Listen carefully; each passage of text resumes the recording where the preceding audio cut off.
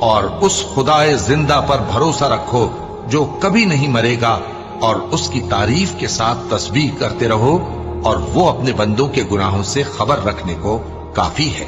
وہی جس نے آسمانوں اور زمین کو اور جو کچھ ان دونوں کے درمیان ہے 6 دن میں پیدا کیا، پھر عرش پر جلوہ افروز ہوا۔ وہ جو رحمان یعنی بڑا مہربان ہے، تو اس کا حال کسی باخبر سے دریافت کر لو۔ اور جب ان کفار سے کہا جاتا ہے کہ رحمان کو سجدہ کرو، تو کہتے ہیں اور رحمان کیا ہوتا ہے؟ کیا جس کے لیے تم ہم سے کہتے ہو ہم اس کے آگے سجدہ کریں؟ اور وہ اس بات سے اور بدکتے ہیں۔ بڑی برکت والا ہے وہ جس نے آسمان میں برج بنائے اور ان میں آفتاب کا نہایت روشن چراغ اور چمکتا ہوا چاند بھی بنایا۔ اور وہی تو ہے جس نے رات اور دن کو ایک دوسرے کے پیچھے آنے جانے والا بنایا۔